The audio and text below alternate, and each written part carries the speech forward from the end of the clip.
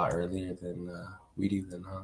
Yeah, we got out on what was it, the 16th, I think, or it was 2 weekends ago. So that would have been we Oh, got out the 18th. oh, okay. Damn, Cali's so different then. Yeah, yeah. Okay, let me just fix my face up. All Okay, good. okay, Um, sweet. Okay, just we can something. start whenever you're ready. Okay, cool. Yeah, I was just finishing up some deal stuff that people were texting about. Okay, let me start. Hello, everyone. Welcome to the 27th episode of the PokéSells official podcast. My name is Rocco Mitchell. I'm your host, and today I'm here with a friend of mine who is also a youngin TCG Pokemon seller. Dreamer collects, right? Poke Dream Collects, yeah, that's correct. Poke Dream collects. Sorry about that. And yeah, so if you could just mind introducing yourself and just kind of what got you into Pokemon. So my name is Poke Dream Collects, Jeremiah Garibay. I just started this kind of business. I did kind of start doing Pokemon when I was in the fifth grade. I actually was a part of a Pokemon club, which is pretty freaking cool. And like basically all fifth graders and like all people that were young, my cards got thrown away. So I didn't Mm. start getting back into it until I was met with Whatnot. And Oh, actually, Whatnot, I was just kind of understand like what I was gonna sell and whatnot, just trying to see if it was legit. And I kind of went into like the Pokemon category, and it was really, really, really fun because it brought back a lot of memories. cool. That's awesome. I and how we kind of like or how I got into or like saw you was you commented on a reel. Like so I look at most of like comments and stuff on reels and stuff. Mm-hmm. And you commented, I forgot which one you did. It was like one of my older reels. I'm like, whoa, this reel still has traction and stuff. And then I saw you were like, oh, bro leaked his address on the reel. I was like, let me hide that really quick. 'Cause I don't want people to know that. And then I got a text from, Layla, and she went to Yeah. my school a couple, like when she was here in Nashville. And she texted me, I think like a couple days later, and she was like, oh, yeah, Rocco, by the way, my friend Jeremiah, he got into Pokemon selling and he texted you or something like that. I was like, oh shoot, what's his name? And then she sent me your profile. I was like, oh my goodness, this is the guy that sent it. I felt so bad. Um, and yeah, but it was cool. And then I had Andrew Walker on. That would be 2 weeks ago. So because this will be coming out in 2 weeks. Um, and he was like, "Oh yeah, I went on a call with him, a show that we did on Saturday, this past Saturday." And I was like, "Oh, that's cool." And he was like, "Oh yeah, he said that you never texted him back." I was like, "What?" And then I looked at my DMs. I was like, "Oh my goodness." So yeah, that was my bad. So No, this you're good, man. podcast in the making, but that's super cool for your story. I enjoyed that. That was awesome. And yeah, I feel since we're kind of the same. You're 17, right? Yeah, that's correct. Cool. So I'm 16, so kind of the same. What, you're a senior, Yes, that's or correct. I'm a senior. so you're going into so you're graduating? Mm-hmm. Okay, cool. So you're a year ahead of me in high school. But what I was gonna say was that kind of the same thing. I got into Pokemon in third grade, and then kind of got left, and then came back into it in like fifth and sixth and seventh grade, really seventh grade, and then kind of left again, and then recently have gone back into it, obviously because of selling and all that type of stuff. Um, and it was just so kind of same story, and that's really cool about Whatnot. So like selling, like you sell on Whatnot, I assume. I don't sell currently on Whatnot. I used to sell on Whatnot. But it's just I used to use my sister's account and whatnot, Mhm. and she's like, no, no more, because she moved out. She's like, I don't want to pay any taxes. I was like, I got the taxes, but she's like, no, you don't got the taxes. So I don't really sell right now and whatnot. I was kind of waiting till I turned 18 to kind of sell and whatnot, but I did look into vending because I know Rich Hits, he told me about vending. So Yeah. I do have my first show scheduled in July. Oh, that's awesome. That's great. I love to hear that.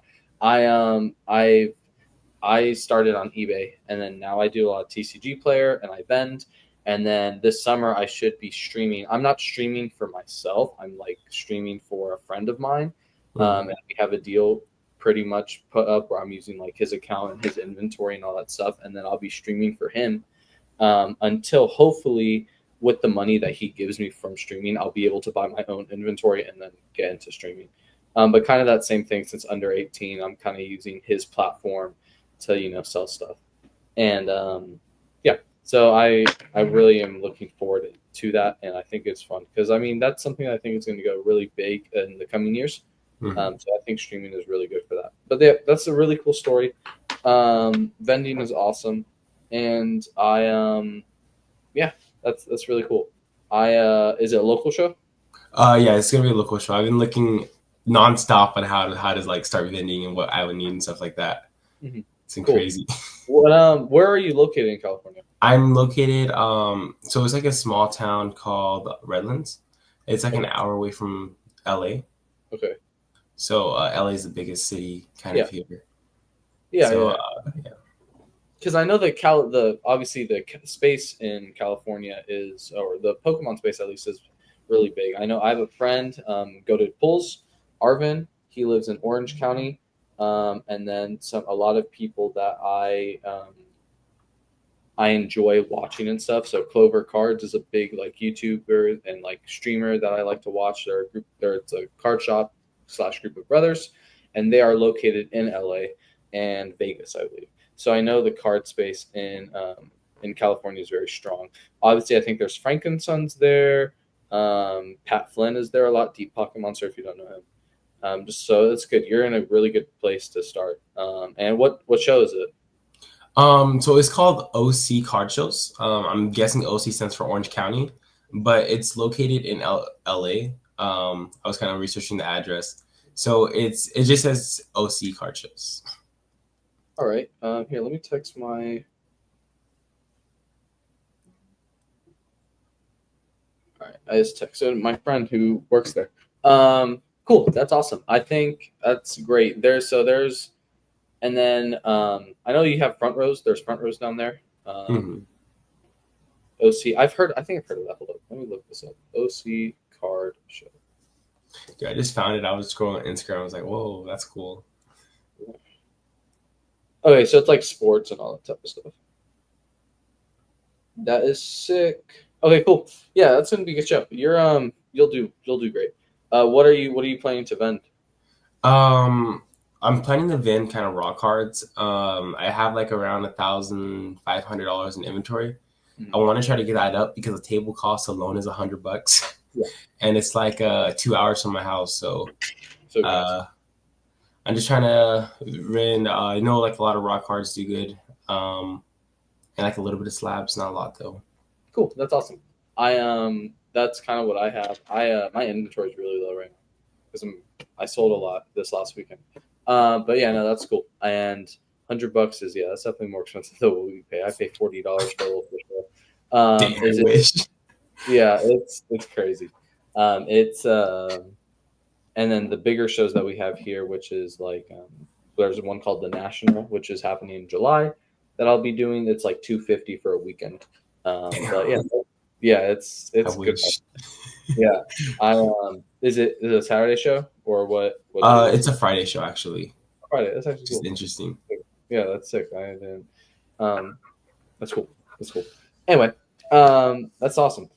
So you said that you obviously got into Pokemon, like whatnot selling and stuff like that. Mhm. You got like, so you said that there was a Pokemon club. I'm curious because obviously my school, I went to a private school, and I assume you go to a private school. Do you go to private school I or? do go to private school now, but it was actually at a public school where the Okay, club was. cool. Um, so I went to a private school during the time when I first got into Pokemon, Mhm. and it they kind of banned Pokemon like the year before I got there. Ooh. So it was very like I don't want to say under like the table. It was like an under the table type of thing. It was kind of funny. But like we would be, so that's kind of how it was for me. But how did that? So I didn't really have like an opportunity to kind of do something like that. So how was that like kind of experience, and like how was that being introduced to the game through that? So that experience at your Pokemon Club was really fun because we would kind of leave class sometimes because I had a YouTube channel when I was a kid. Oh, It was nice. kind of just like messing around and stuff. I remember we would just go in the bathroom, like do water bottle flips when that was still a thing. Sometimes I would just like go around and stuff before the club started. And in the club, I kind of learned how to play the game. I kind of forgot though because that was so long ago. Yeah. And we traded really like we traded cool cards. That's what we thought they were cool cards, but they were actually really expensive. Like I know one trade I can remember I did. It was like this Mega Charizard for like this bulk card, and I got a killing for that card. And I remember actually posting a YouTube video, like kind of like showing off my cards and like the cards I got because it was really cool. I think the experience was fun, and I was trying to get something like that started, but it was too late in the year to kind of get that started. Cool. That's awesome. I that sounds like, yeah, I have those experiences, and especially like because we see when I was like getting right into Pokemon, I actually have some stuff from that over here. Let me get my inventory.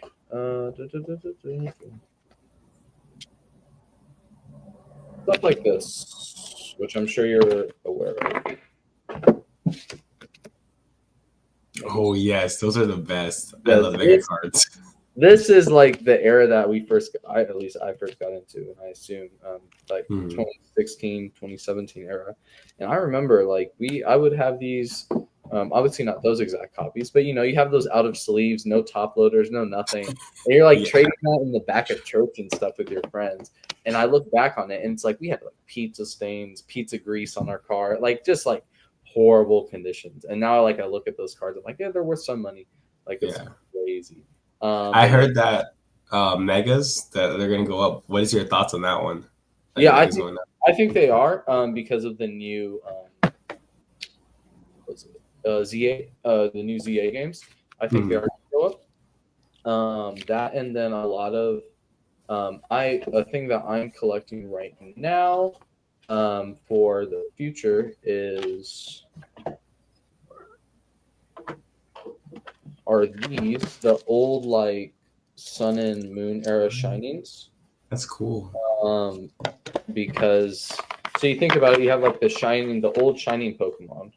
Hmm. Uh, so like you have the old shining Celebi, like the old shining Tyranitar, all those stuff which have been starting to go up in prices. And these are kind of like the next best thing. They're actually super affordable to pick up.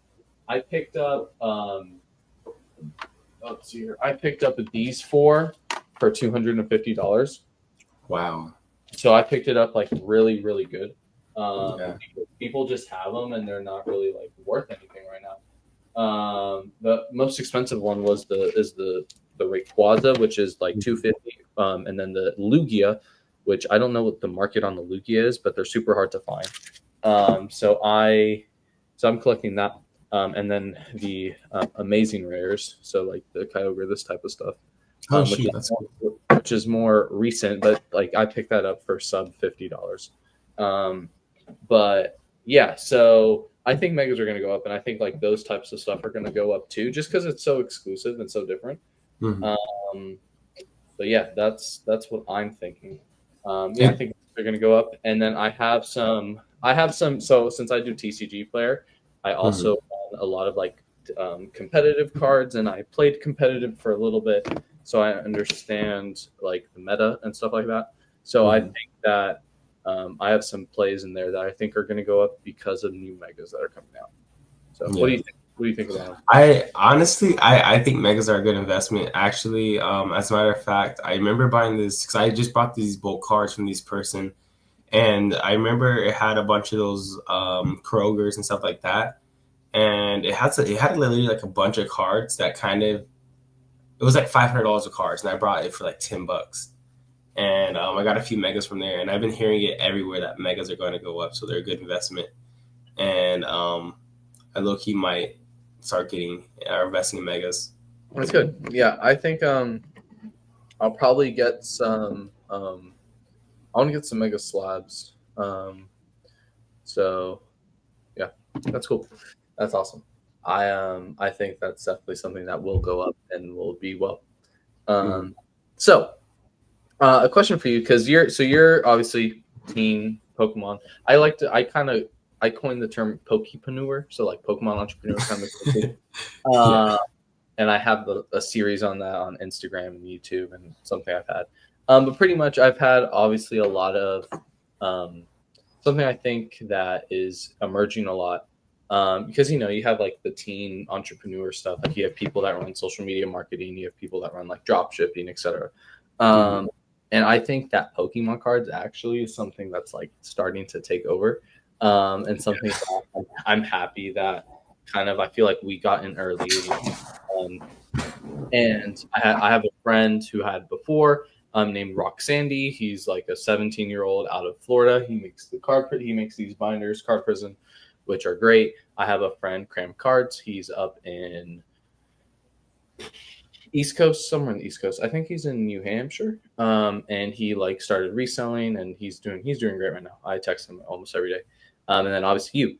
And there's a whole bunch of other people that I've seen. Like some people will send me random Pokemon Instagram stuff, and it's like like day 40 of a 16-year-old trying to flip Pokemon cards, stuff like that.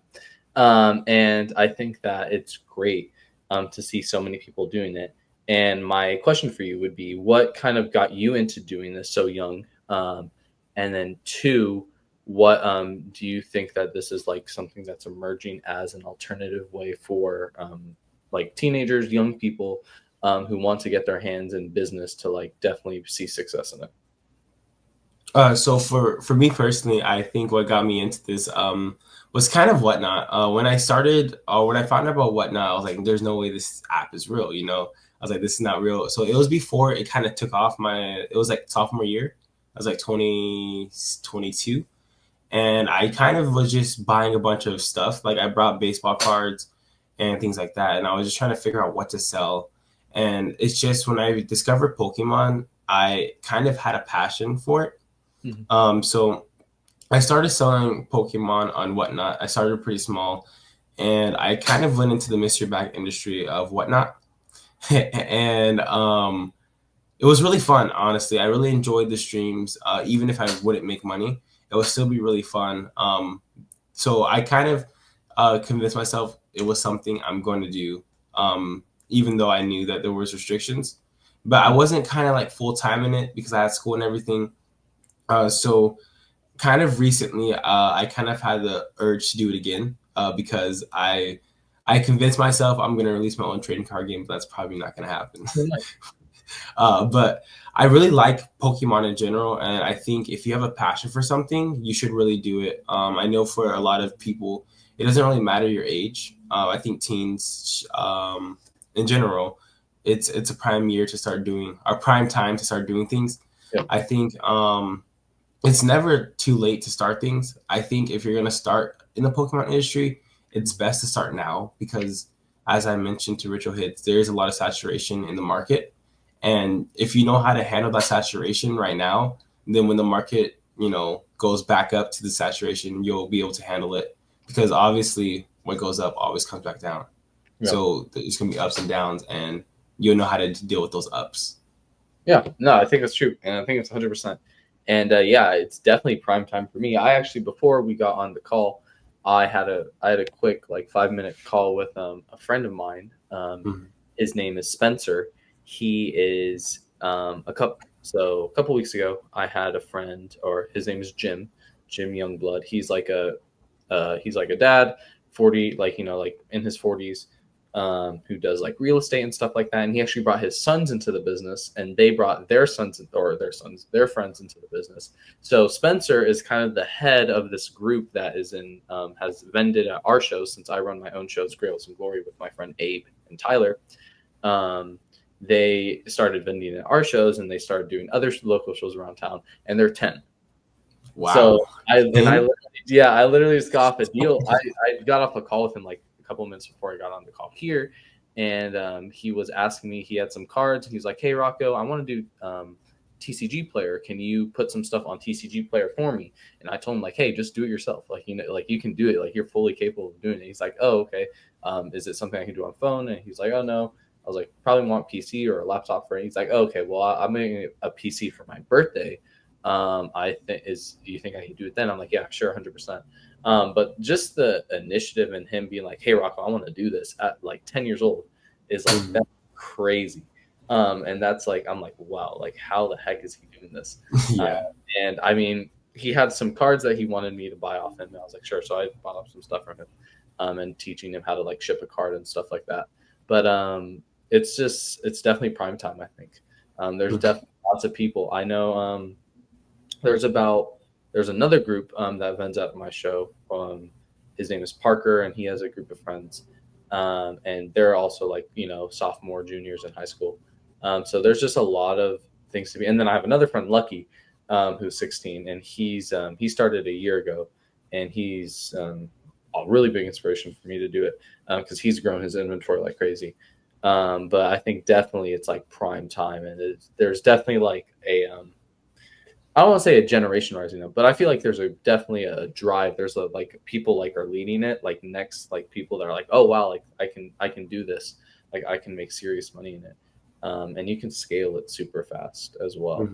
Mhm. But yeah, I think that's true, and definitely prime time. So I agree with you on that. Um, anyway, I was going off on a session over there, but yeah, that's cool. So you do now. So now that you got off, like what like other platforms do you use to sell?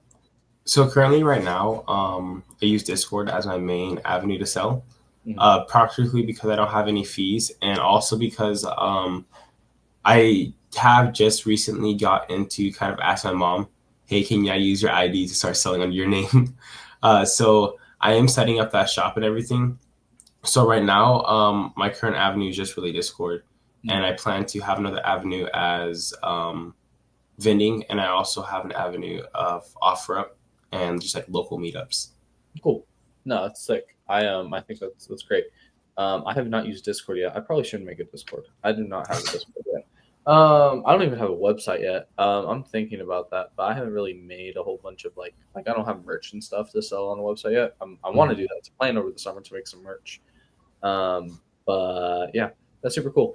And that yeah, no fees. I kind of do that with like face. Oh shoot, I kind of do that with like Facebook and Instagram claim sales. Uh, Mhm. and so I get that with no fees, or text message or whatever, whoever I'm buying from. But yeah, excuse me. Sorry. But yeah, I think that that's definitely a really good avenue to do that, and that's cool. I haven't really heard that one. Um, besides, like I'm in some Facebook or some Discord groups that happens, but I've never really participated in it. That's super Yeah, cool. I you just had a giveaway, right? You gave away one of these.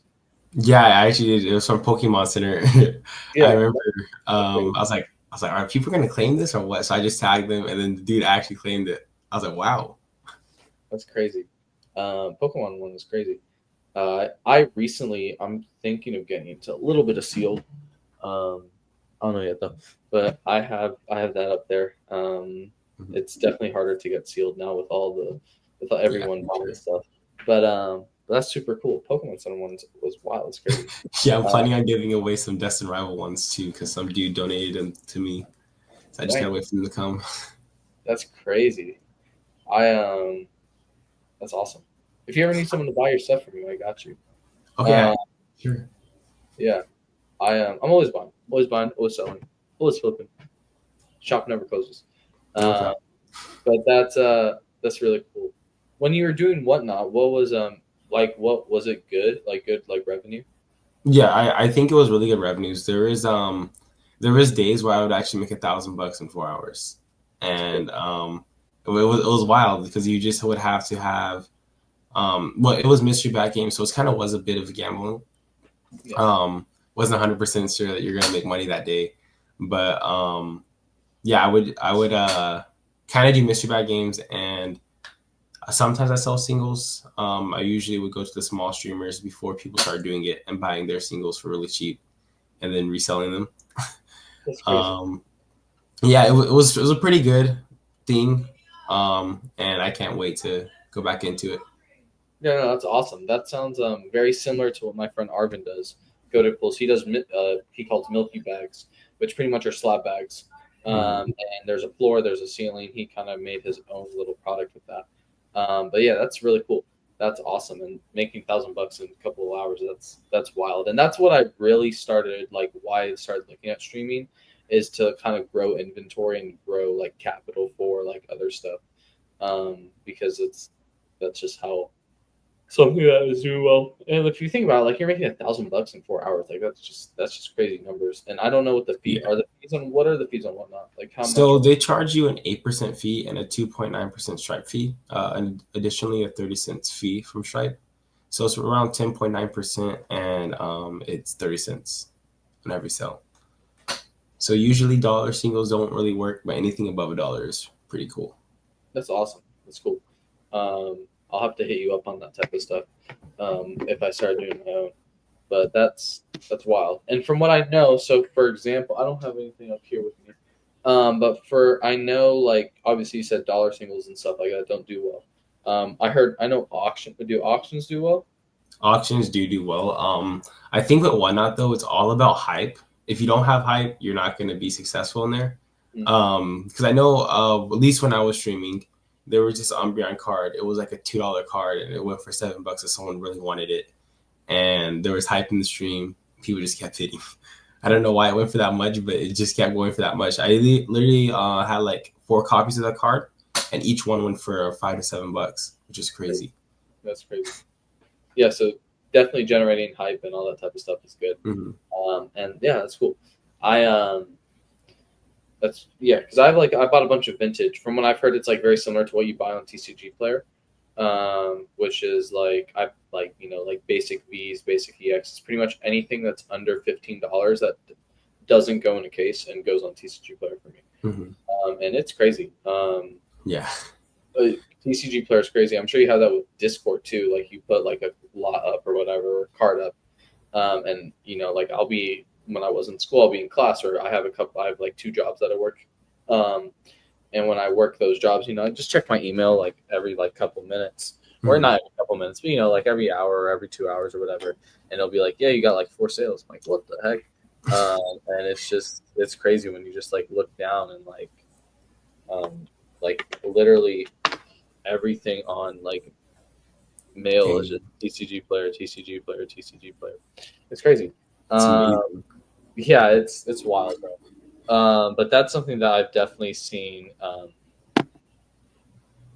I've definitely seen a way open for that, and I guess Mm-hmm. circling back to that, it's kind of what I want to do with streaming as well. Yeah.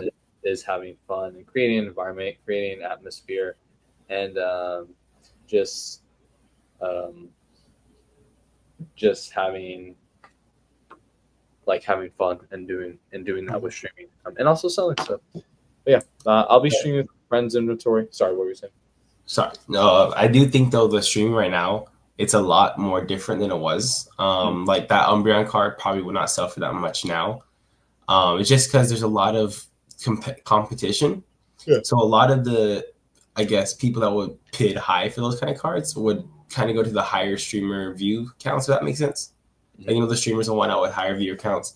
And a lot of times you're gonna have those days where you get those people that don't care, and they would not bid at all. So it's important to know to have kind of discipline and kind of have patience, because there's gonna be times where you can't do dollar starts because people are trying to get yourself at 50%.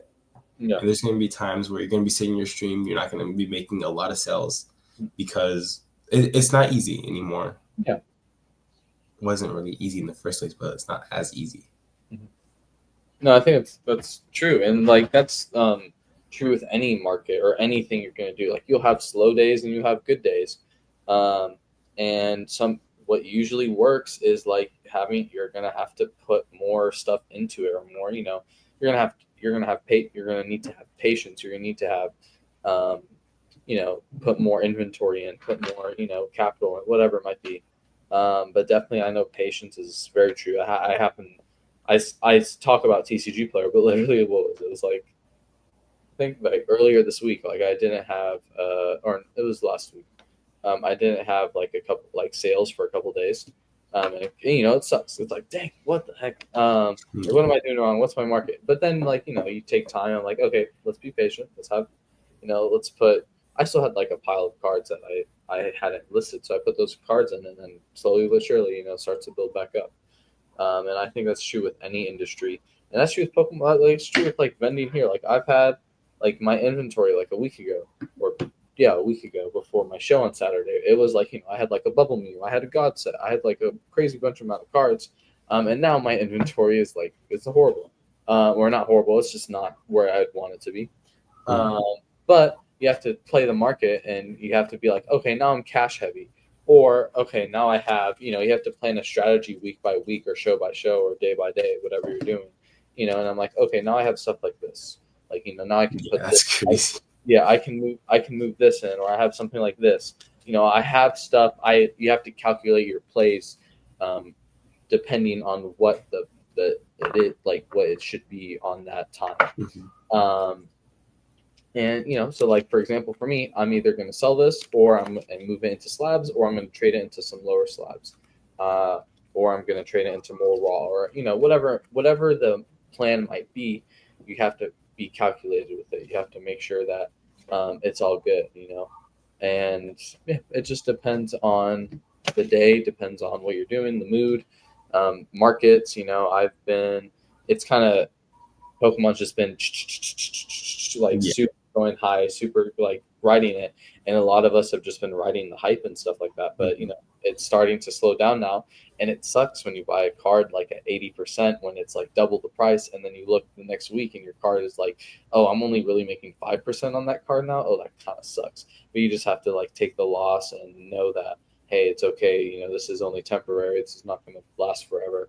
Markets are going to stable, they're going to go up again, or if they go down, you have to ride Yeah. that wave as well. But I don't know. That's kind of just what I'm thinking about, and like how that works for me. Yeah, Um, I definitely agree with you. And also, too, the thing is, when you kind of, people say this all the time, when something starts, it's best to kind of be that starting person, because if I were to continue, or if I were to have my channel since sophomore year, I think I would have been really successful and whatnot. And the people that have had those channels since 2022 are really successful people. yeah, So it's important to kind of find the thing and kind of start the thing instead of hopping on it. So like right now, it'll be more of like hopping on. So it's going to be a lot harder to start it compared to how it was when it first started. yeah, And exactly. just the longer you wait, it's going to be harder and harder. Yeah, that's true. And playing that and making sure that the long game's secured and all that type of stuff. But yeah, no, I think that's true. Um, yeah, cool. I was gonna ask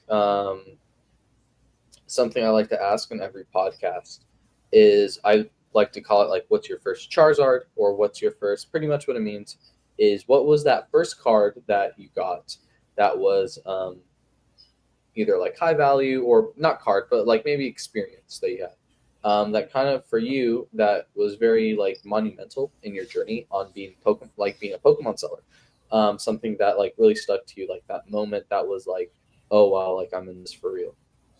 I think honestly, I could think back to the slab I got, my very first slab, and it wasn't a high value slab. It was I don't even know. It was a first edition like I don't even know the name, but it has like claws on it. It looks like a porcupine. Sandslash? Yeah, Sandslash. Yeah. It was CGC grade 8, and I think that was really monumental. I even have pictures in my camera roll of it because I would take pictures like thumbnails for whatnot shows.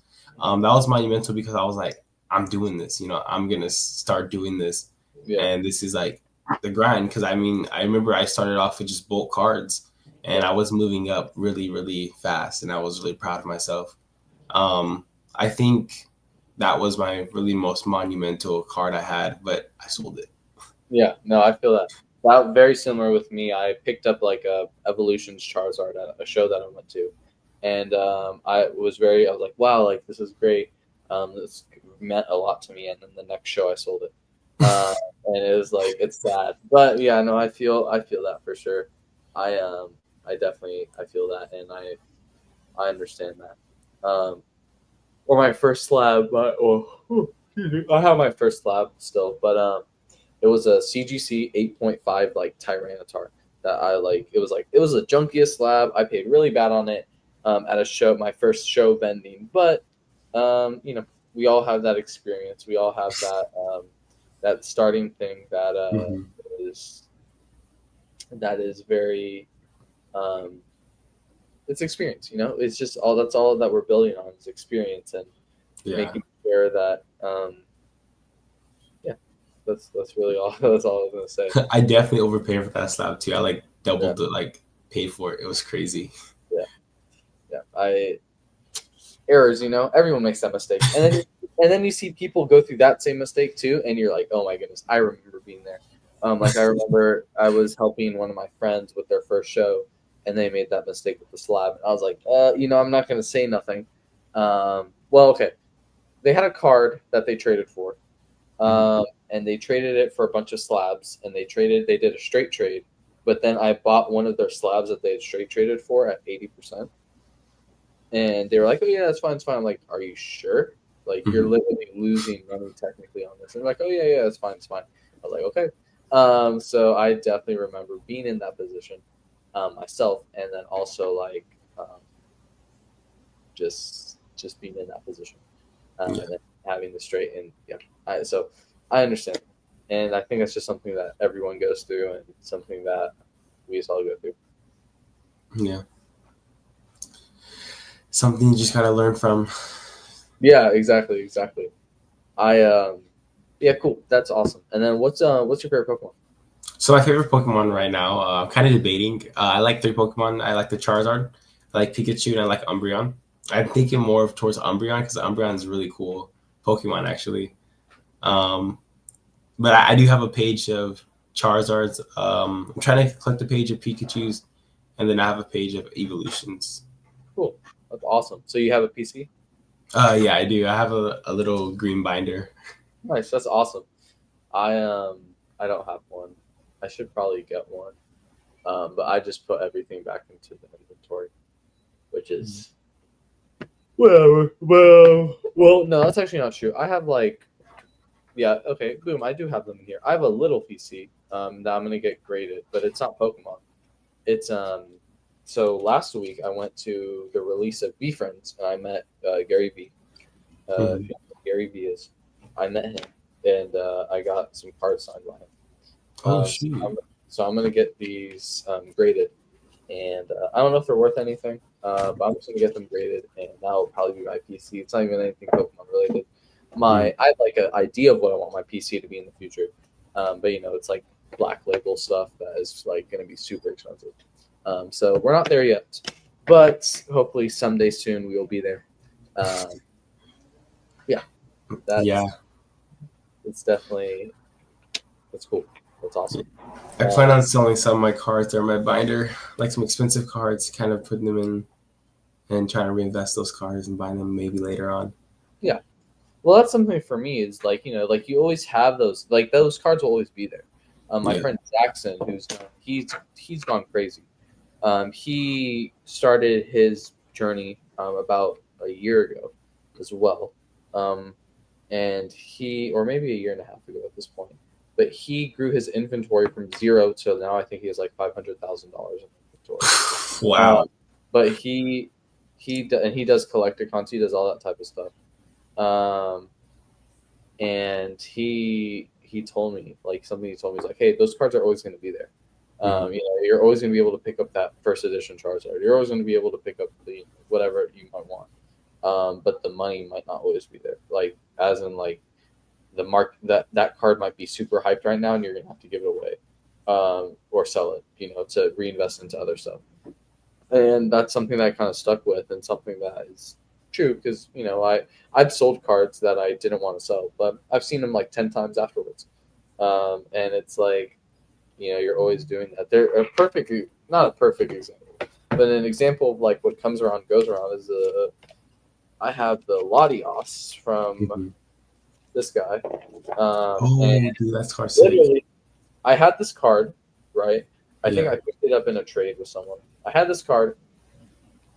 My friend bought it for me, um, or traded it with me. No, bought it for me. Then the next show, he had that card in his binder and he wanted some more stuff from me, and he used that Latios to trade it back with me.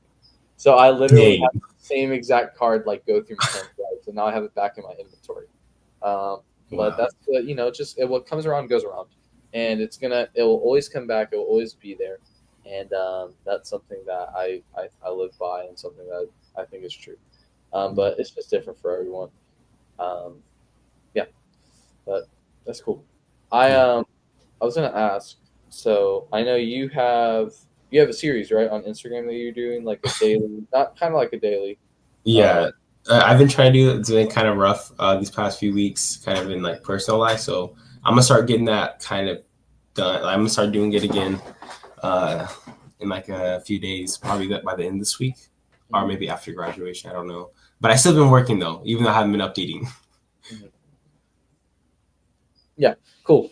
I was gonna say that's something that I've done too is daily reel stuff, and I think it's great. And I saw your stuff, and I think that um I think it's fun. It's fun. I did it during school and finals week and stuff, and obviously finals week sucks. If it just sucks, and there's sometimes and school just sucks.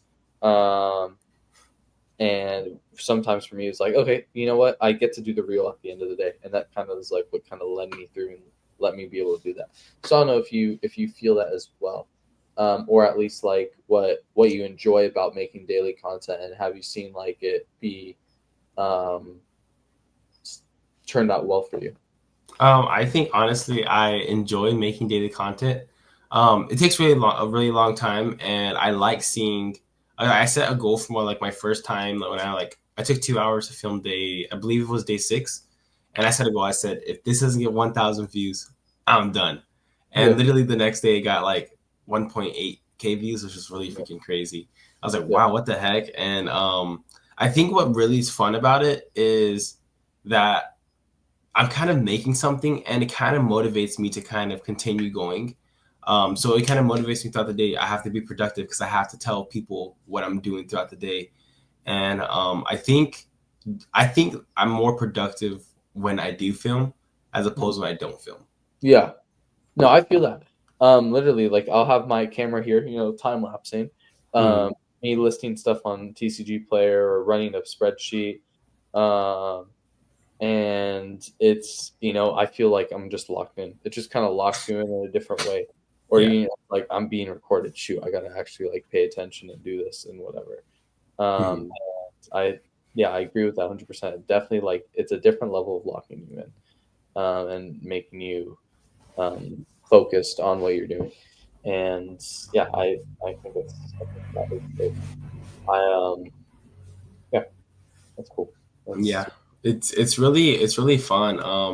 It just recently I haven't had no time at all, but I think it's better to post a video as a even if it's like not as good mm, as opposed to not posting at all. But mm, it's like I'm still kind of conflicted with that because I want to kind of post and I kind of publish my best of my best works. I want yeah, every video to be better and better, but it takes more and more time and it gets harder and harder. yeah. No, I think that's true. And something that helps me is like my friend. His name is Alex Ketchum, Alex Ketchum.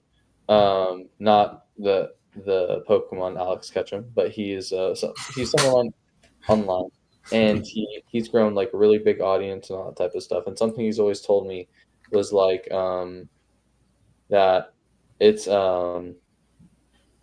don't count likes, count uploads, or don't count views, count uploads, or whatever. And it's something that it's true. Like it doesn't have to be perfect, but it has to be. What matters is that you tried. What matters is that you did it.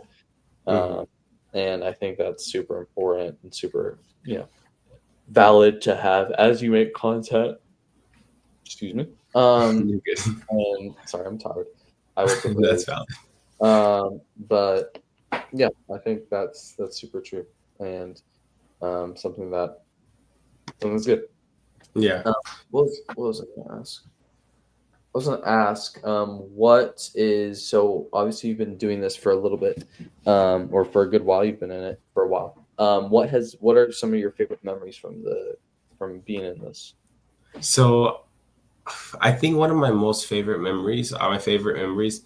They're kind of coming this year, even though I'm not selling as much this year. It's kind of because my friends are into it, so we just go to card shops, we pull cards and stuff like that. I think my favorite memory was actually when we went to music tour in it was Washington we were at, and I remember we went to this store, this like little I forgot it was like a Safeway, and they Mm-hmm. had Pokemon packs. I remember I brought like 5, 6 packs because they were $6 and it was really fun. And I remember my friend, he was at Chipotle. He was like, "Hey, bro, can you get me a pack? I'll pay you $6. You know, however much pack is." I was like, "Sure." I let him choose his pack, and I remember he pulled the magic card, the chase card, Oh, and dang. I was there. I was like, "Dude, what the heck?" That's So great. that was a pretty fun memory. Um, yeah, I think that was one of my best memories, and obviously, kind of at the dorms, opening more Pokemon packs with them. No, that's cool. I I think that's awesome, and I've had very similar. So gymnastics acros, if you know what that is, I well, obviously you know what gymnastics is, but no, we went on a trip, so Acrofest in Texas, and it's like yeah, a bunch of teams go, and one of my friends who's been like a supporter, he likes every reel, likes every story, everything. We went and he's part of the team. He's with me, and we went. We had our tire blew up. So we had like Mhm. a fake, Yeah, not, but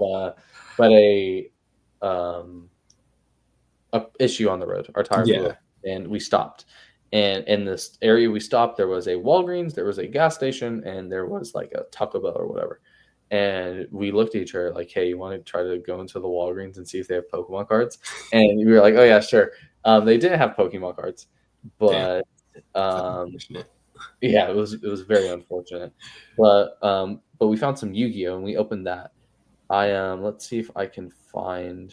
It was an old reel, or not old, but older reel. Let me see if I can find it. Um,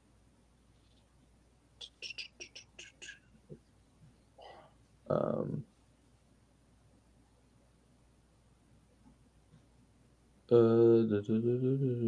what the heck?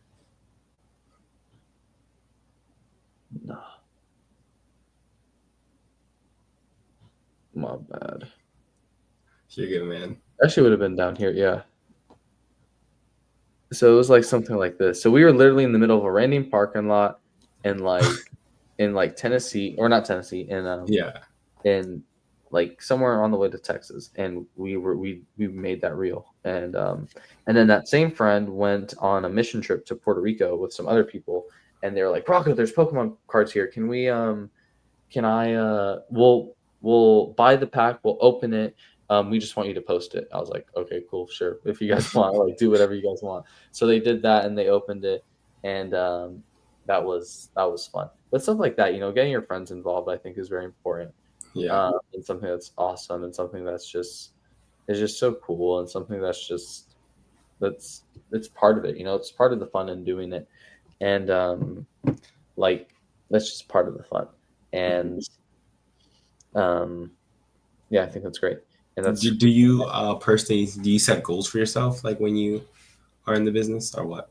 yeah.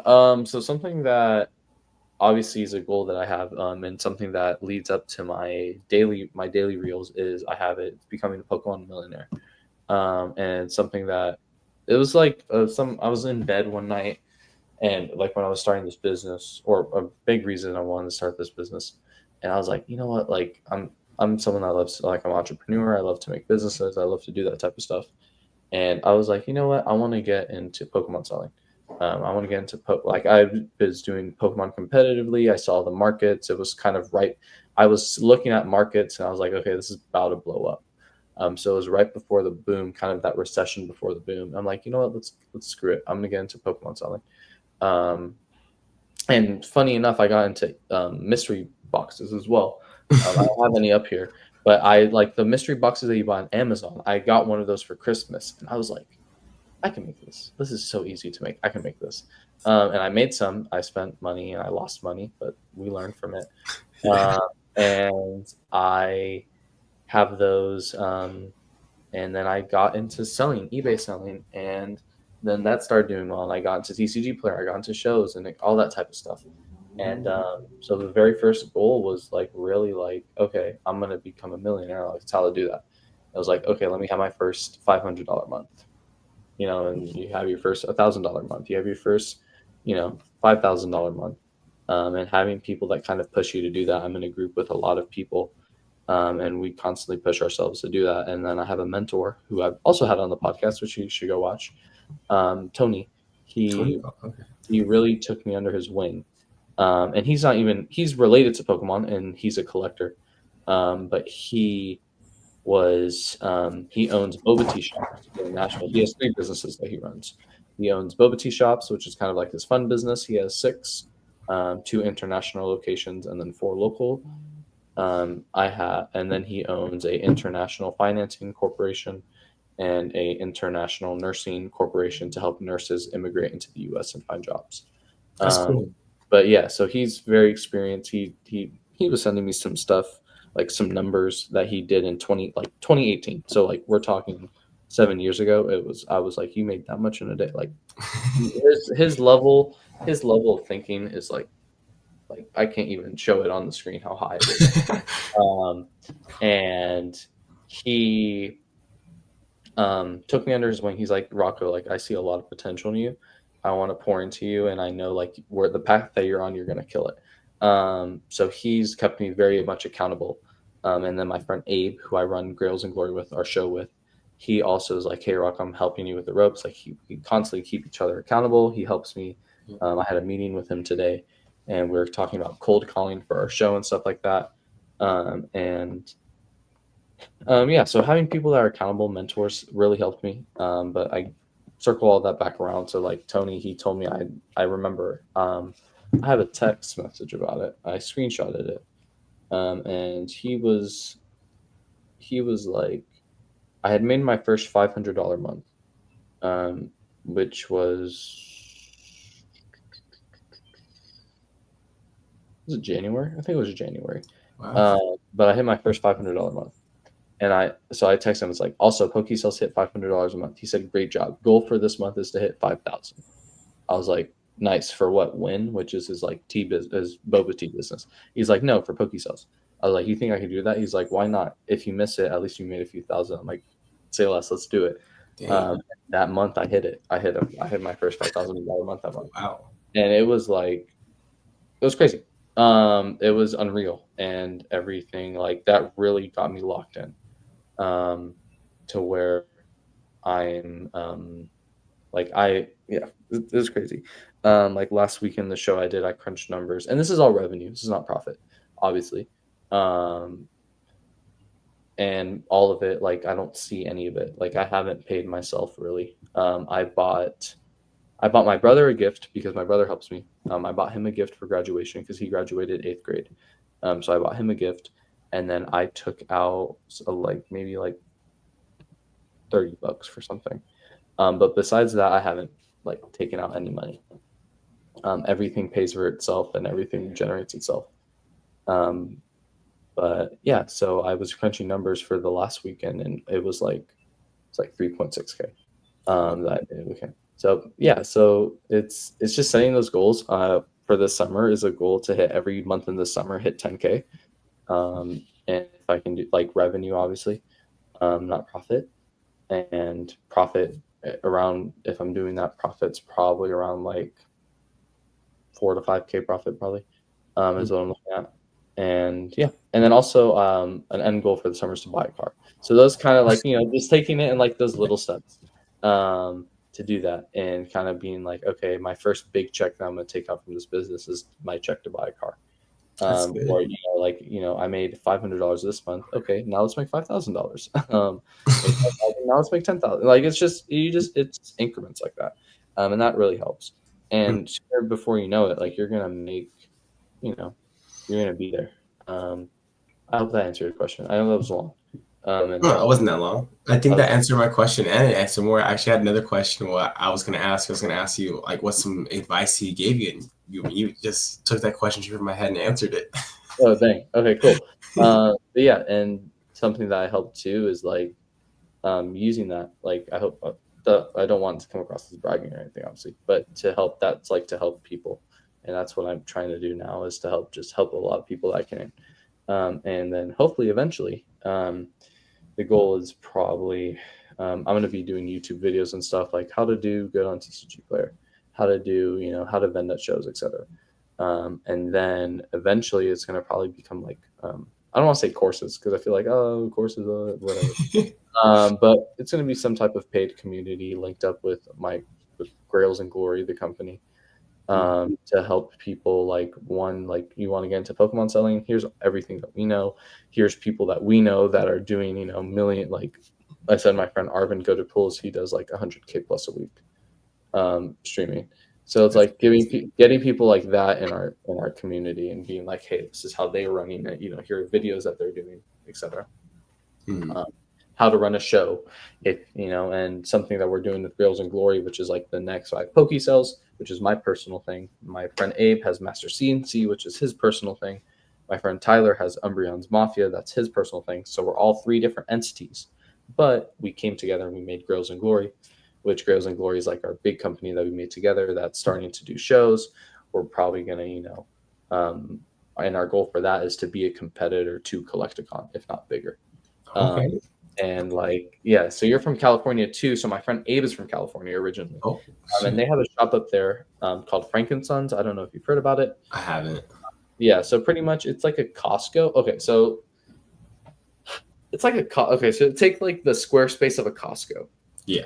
Make it like 3 stories, and every story is it's a constant convention happening. So pretty much you rent out. It's like a mall, pretty much. Where you have, let's say you have 100 by 100 foot square area. You rent that out for $300 every day to a vendor, and then that vendor will buy your space, and you'll sell there, and whatever. So that's kind of what we're trying to do here, as well as being a competitor to like actually doing conventions and all that type of stuff. And something that we're planning for the future is to franchise stores, kind of like a McDonald's or something like that. Where, like, say, you're in Redlands, and we've talked to you, we've met you, I've had this conversation with you. You're interested in running a Grails and Glory show in Redlands, California, and you have 50 people that are interested in vending already. Cool, great.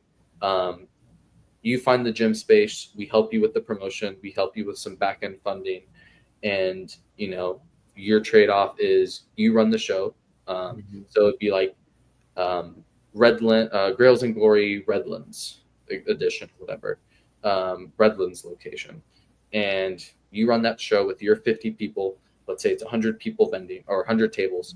You run that with your 100 tables, and you just give us 10% of all revenue, from collecting from vendors. So let's say you sell 100 tables. That's, if you had 100 tables, we sell them at $50 right now.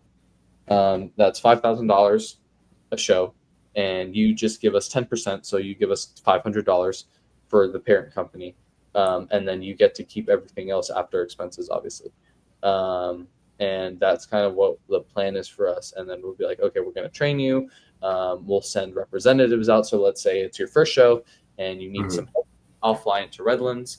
I'll fly into LA, drive up to Redlands, and I'll help you get the show off the ground. I'll stay there for the weekend, make sure everything's running smoothly, everything's to the standards that we want, and then you're off to the races. You have as much power, as much, you can scale it as big as you want, as tiny as you want, and that's kind of the goal, is to have that all across the country. And then I think we were thinking 6 times a year, bring all our vendors,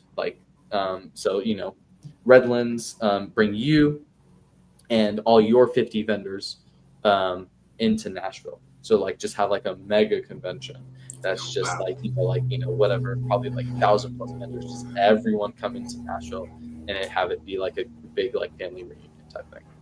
But that's kind of what we're thinking about. That's really cool. And that's like long term. That's probably like, after that's like 2 years probably is what we're thinking for that. Because obviously still in high school. After high school, I want to have my own card shop. So linking my card shop with Grails and Glory is another thing. So it's just like, there's lots of ideas. Yeah. But that I don't know what I was even talking about. But that's kind of what you're talking about, like long term strategy, long term planning. That's kind of what my stuff is. Um, yeah, I that's really definitely would be interested in something like that for sure. yeah. No, and yeah, I was just using that as an example. Hmm. Um, but that we're gonna try it in some locations here. We have some people in Knoxville, which is about a 3 hour drive. Some people in Clarksville. We have people kind of all over that are interested in doing it. So we're gonna test it out, see how it is. And that's we first have to move. So we rent out my high school gym. So we first have to move out of that and have like a whole list of systems in place before we do that. But yeah, that's just an idea.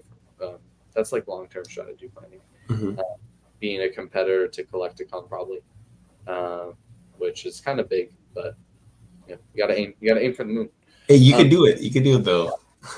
yeah, and it's I don't know, it's crazy how we're doing it, and it's just a team, and I love doing it. I was going to ask you, since I was talking about long term, what are like some of your long term goals for this? If you are planning to still continue with it. So my long term goal, realistically, I want to kind of make this Pokemon thing and kind of transition it to my own thing. I have I had a dream ever since I was a kid. I want to make I was obsessed with this game called Arcs Have Evolved. If you ever played it, it's like this dinosaur game because I loved dinosaurs when I was a kid. And you would tame dinosaurs, and you could like kind of use them as like base defense and stuff like that. It's a complicated. Arc, wait, Um, what is it called?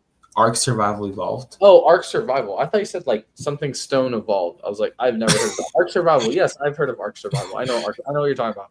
Yeah, I was really obsessed with that game, and the issue is the mods were or the developers they were pretty bad. So I kind of wanted to make a game like that, but I was kind of thinking one night I was like, oh, I can use hybrids, and I kind of transitioned to this Pokemon thing, and I think long term I do want to release a trading card game. I Mhm. don't know how feasible that's going to be because I've been thinking about it, but that's kind of my long term goal as of right now. Yeah, that's cool. That's awesome, and I think you can do that 100%. That's sick. And growing a card brand, and that's cool. Um, yeah, you got that. I think that's definitely feasible and taking it into your own thing. It shouldn't be that hard. Oh, excuse me. Probably should. I mean, it's like writing a book, right? Should be. Um, it I'm shouldn't. actually writing a book about it. Actually, Oh, to actually, make a storyline. Yeah, I'm at like 150,000 words. I'm writing since freshman year. dang, bro, that's sick. Yeah. Uh, that's awesome. That's super cool. I I definitely think that you can do that, and you got that, bro. That's awesome. Um, yeah, that's cool. I I was gonna start wrapping things up, just because it's later over here. Mhm. Um, I was gonna ask you. Obviously, you said you have a PC. What is your favorite Pokemon card? Your My collection right favorite Pokemon card I have right now. Actually, let me get it real fast. It's in this drawer. It's over there. Hold on, let me go get it fast. now. Oh,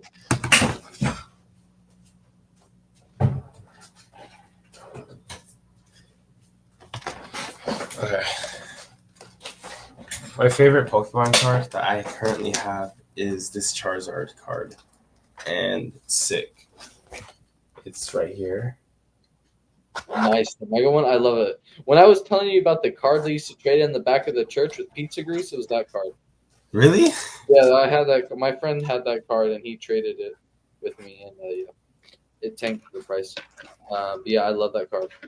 Dang, yeah, this card's like the best. I got it from my friend. I traded him a 151 booster box, and I traded him some other. He also gave me some other stuff, and he opened the box, got nothing. Dang, that's crazy. Yeah, it was brutal. It's crazy. But what The is your favorite PC?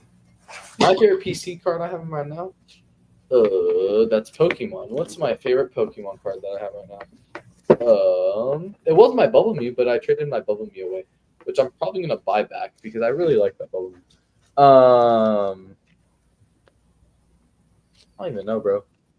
When I tell you I don't got no PC, I really don't got this guy. Oh I had shoot! this guy in a slab. I love this Ooh, guy. I like Kamiya. And bro's that's just big cool. chilling. Non Pokemon though has to be my Bullish Bull signed by Gary Vee. That card is sick. It's Oh, I yeah, like that Stock sounds. and Day Trade. I also like stock markets and crypto and day trading and all that stuff. So I love bull markets. So yeah, my favorite slab right now probably the Shining Rayquaza or this guy, which it was kind of a gamble since he's new, but I love the Raging Bull. I like the art, very like Japanese esque. Um, he'll probably be sold on Saturday, yeah, that's kind of what it is right now.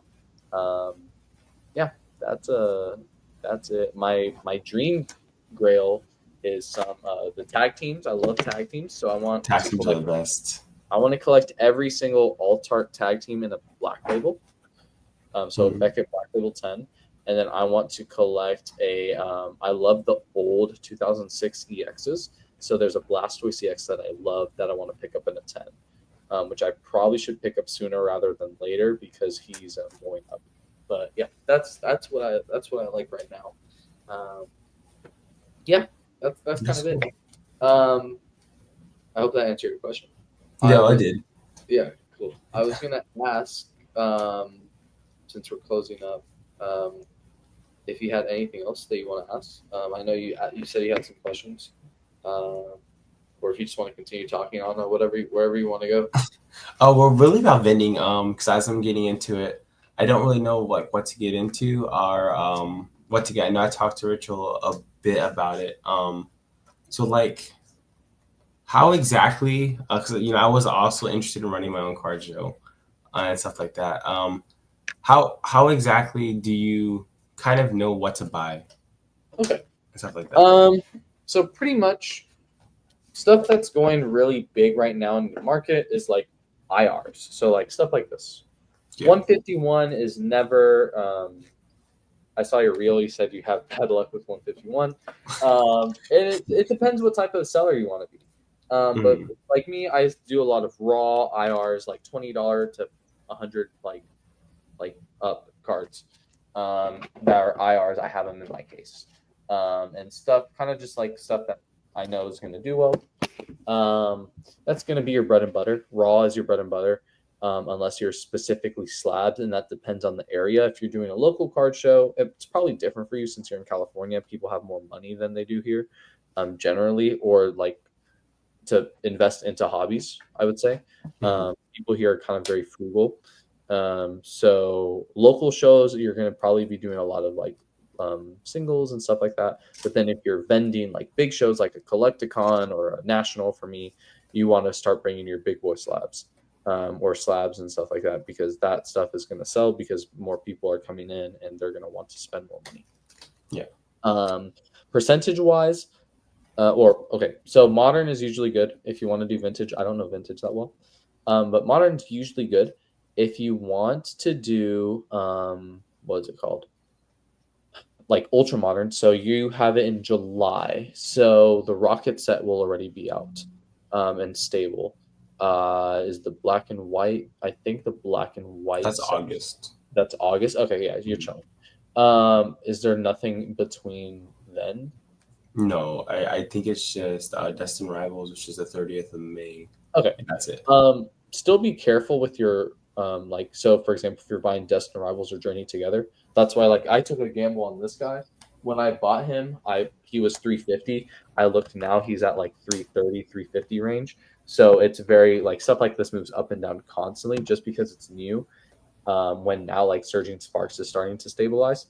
Um, so what I was gonna say is probably depending on what it is. If it's like ultra modern, like raw. Like I have a friend that I have a card show this weekend, and I have a friend who has the gold Mewtwo EX, uh, and it's obviously pre-sale, so it's like $150.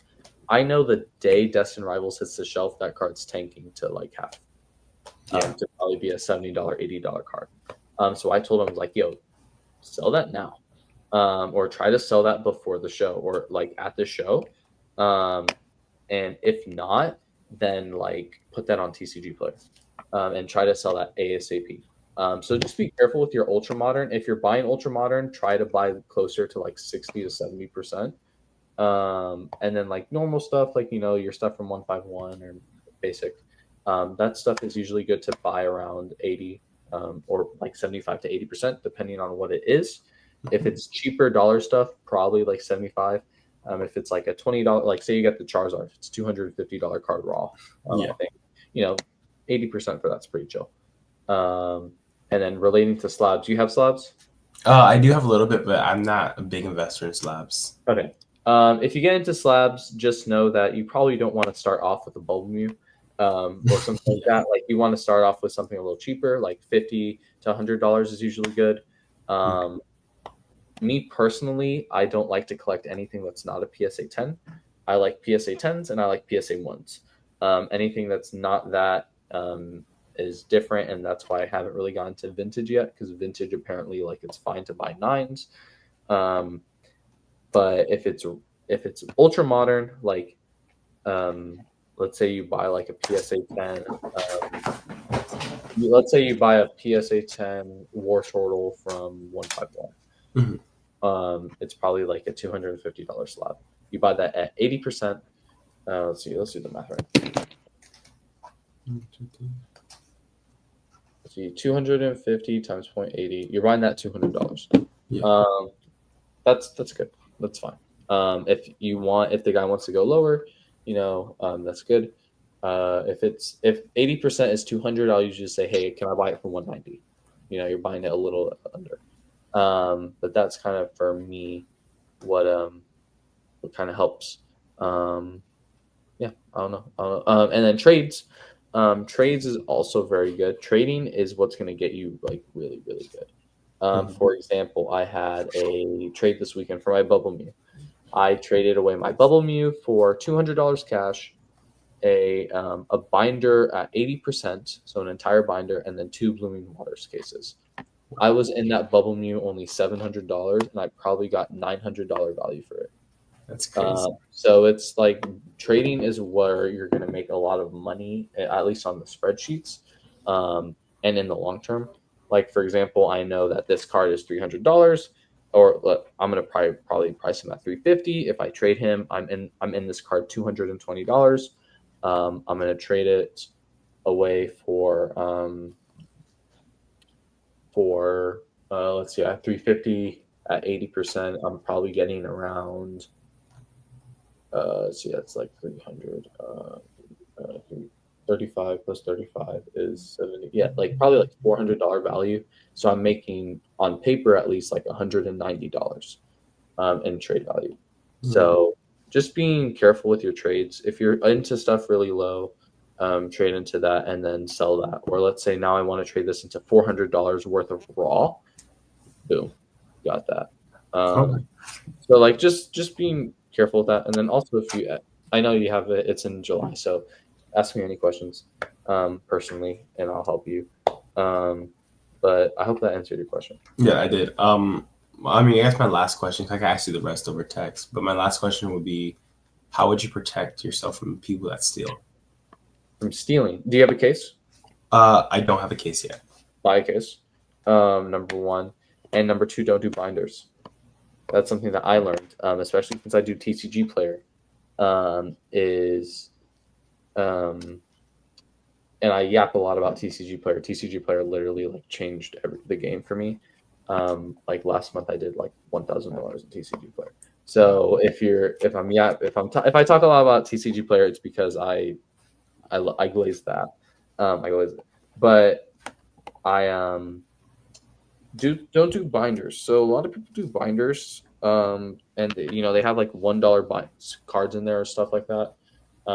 People, that's just easy. If you're paying attention, if you have a customer, so say you're in front of me, right, and we're talking, we're negotiating, we're in a deep conversation. I'm trying to buy a card from you at Mhm. 80%, but you want 85%, and I'm like, no, I can do 82. You're like, no, how about 83? And we're having like this back and forth conversation, and then there's a guy.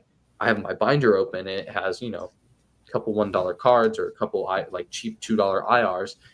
We're having this conversation. He sees that we're busy. He can snag a $2 IR, and I won't notice.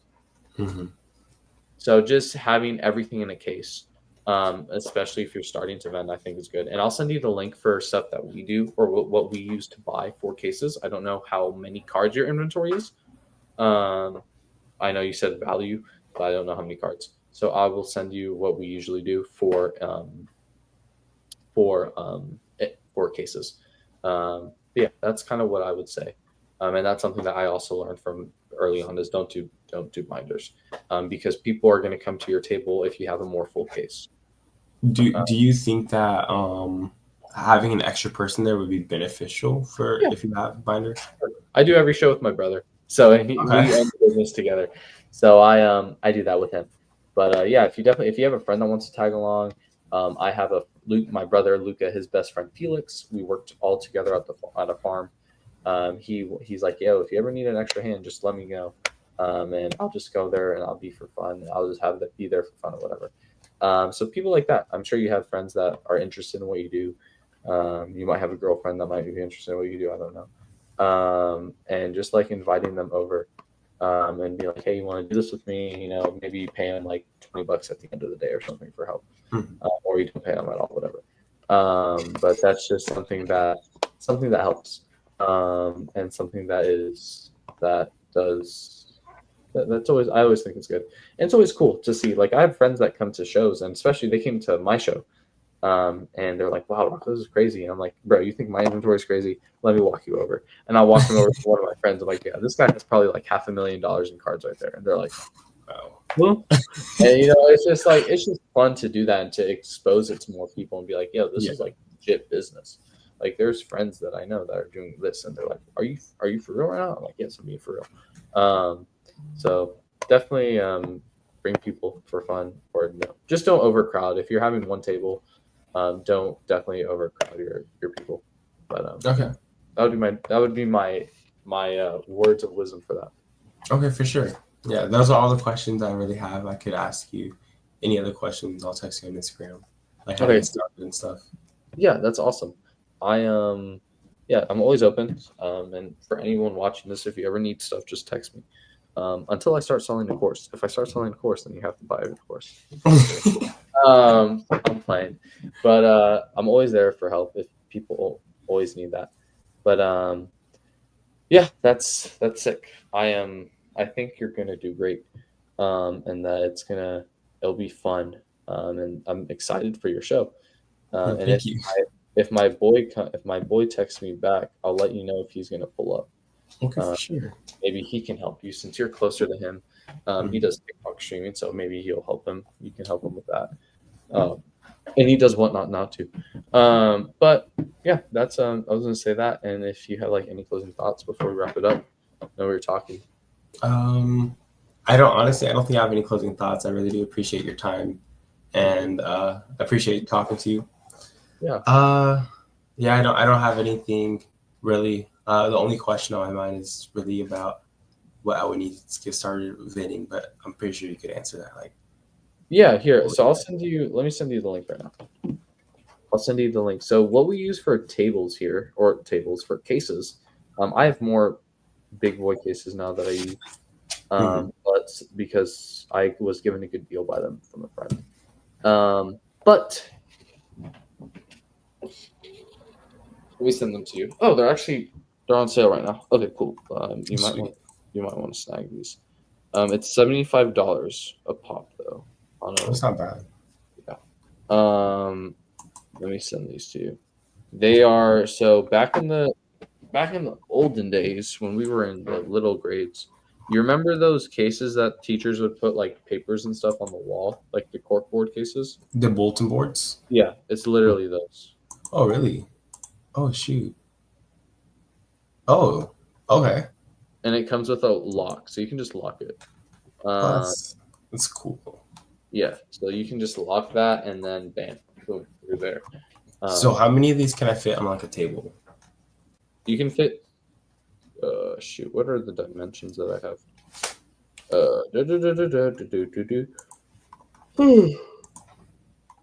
Yeah, 28 by 26 is what I have. You can fit three of them.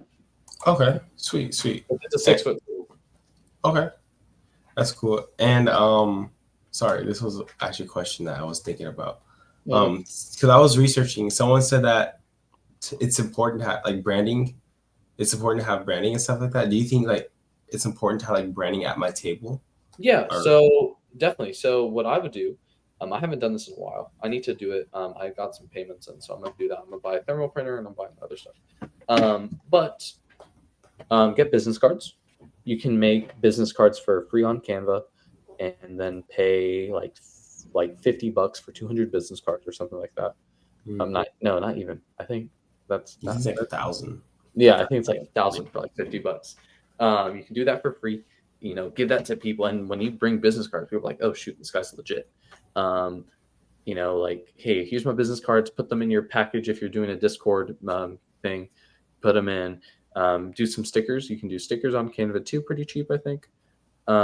If not, my friend has an app that he uses that I can send you. And then um, banners. I don't have a banner yet. I'm buying a banner for the July show. Oh, that's cool.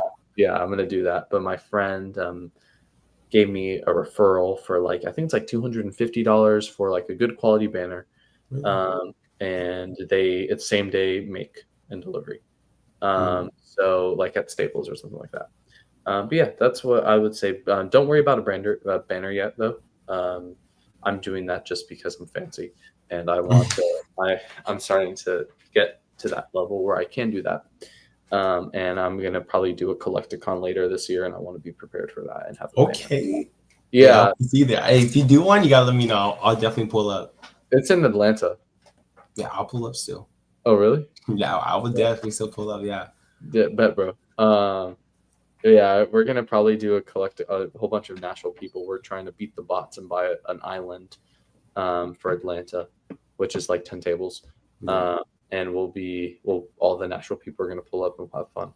That's cool. Yeah, so that's the goal. That's the end goal for this year is to do Collecticon. And yeah, that's kind of what I would say for branding. Because like for me, like my stickers, and then like my friend Abe says, there's shop Nash cards, boom. And then I have Greater Guard, so like stuff that you can put on, people can put on cases like that. So, and then another thing, if you're going, I don't know what you're taking in your inventory, but getting something like this is really good. This is a Zion case, which is like the most popular brand. And I got this in a trade with someone they gave me like a really good deal on it, so I bought it. Or I traded it for my old case, but I can send you a link for a cheaper thing that would be just as good. Okay. If you don't want to pay for an expensive brand. But that's kind of what I would say. Or, just bring an ETB, bring a backpack full of ETBs and do it. But this kind of helps gauge inventory too. But yeah, that's what I'd say. Bring top loaders, bring sleeves, bring team bags, bring a good attitude. And like just if you have, I don't know if you have an extra phone or if you have a GoPro, but if you're there anyway, you might as well do a vendor POV. If you want to do like a YouTube or something like that. But that's what I would say. That would be my pieces of advice for vending. Okay, for sure. Thank you. Yeah, just text me if you need anything else. Yeah. But yeah, and speaking of branding, if you don't have anything else, where can people find you? You can find me on Instagram, TikTok, or you can find me on YouTube. Also, there's a Discord, but you can find that too. Cool. And if you don't have anything else? Nothing else. All right, cool. Not currently. I thank you for coming on. I really appreciate this conversation. I'm sorry if I was a little slow in the beginning, a little tired. That's just I was just tired. But thank you so much for coming on. And I hope to obviously I'll text you after this if you need anything else. But yeah, so thank you everyone for watching. Make sure to comment, like, subscribe, do all that stuff. I don't like saying it, but do that anyway. And I hope to catch you guys next week for the podcast. This has been the 27th episode of the PokéSells official podcast, and I will see you guys later. Bye. Sweet.